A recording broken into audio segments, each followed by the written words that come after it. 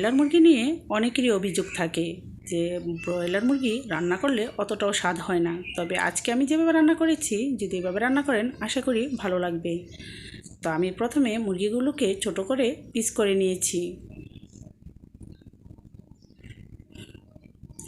এবং ভালো করে ধুয়ে পানিটা ছেঁকে নিয়েছি। তো এবার এখানে দিয়ে দিচ্ছি স্বাদ মতো লবণ এবং হলুদের গুঁড়ো। হলুদের গুঁড়োটা আপনি এখানে কম বেশি ইউজ করতে পারেন। আর আমি দিচ্ছি মরিচের গুঁড়ো, আর অবশ্যই হলুদের চেয়ে মরিচের গুঁড়ো একটু বেশি দিয়েছি। দিয়ে দিয়েছি জিরের পাউডার এবং ধনিয়ার পাউডার আর গরম মশলার পাউডার। দিয়ে দিচ্ছি পেঁয়াজ বাটা। এবার দিয়ে দিলাম আদা রসুন বাটা। আর এখানে আমি আদা বাটাটা একটু বেশি ইউজ করেছি। আপনি যদি মুরগির মাংসর মধ্যে গরুর মাংসের স্বাদ নিয়ে আসতে চান তাহলে আদাটা সামান্য একটু বেশি ব্যবহার করবেন।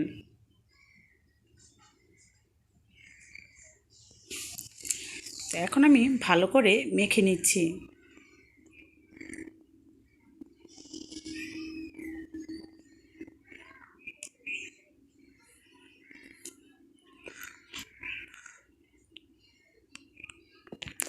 তো যখন মাখানো হয়ে গিয়েছে আমি এতে দিয়ে দিচ্ছি পরিমাণ মতো তেল।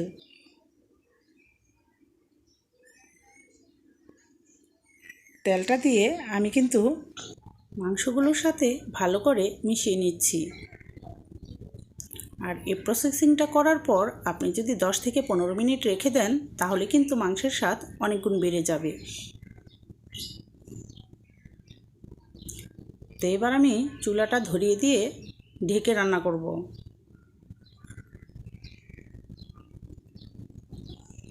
আর একটু পর পর নেড়ে চেড়ে দিতে হবে।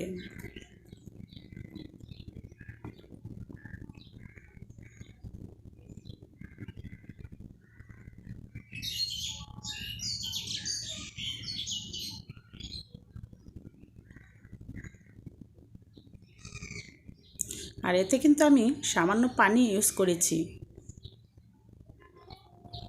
আর অবশ্যই আমি একটু একটু করে গরম পানি ইউজ করছি, যেহেতু আমি মুরগিটাকে সম্পূর্ণ কষিয়ে রান্না করব।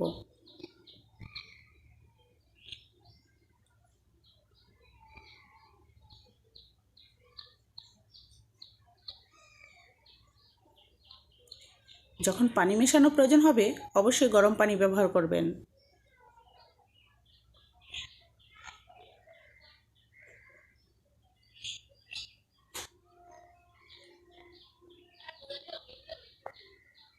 তো মাংসটা কিন্তু আস্তে আস্তে কষানো হয়ে গিয়েছে।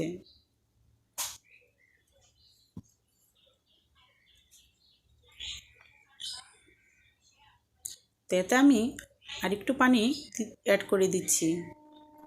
তারপরে কিন্তু আমি আর পানি অ্যাড করব না।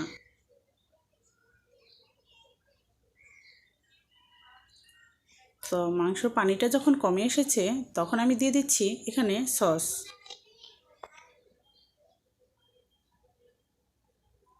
সসটা দিলে তরকারির টেস্ট অনেক গুণ বেড়ে যায়, আর সাথে কালারটাও কিন্তু খুব সুন্দর হয়।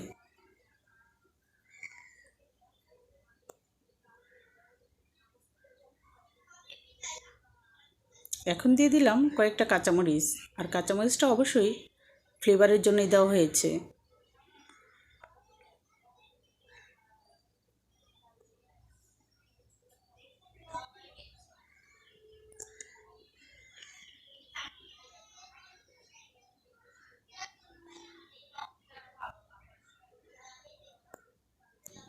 যারা ব্রয়লার মুরগি পছন্দ করেন না তারা এভাবে রান্না করে খেয়ে দেখতে পারেন, আশা করি ভালো লাগবে।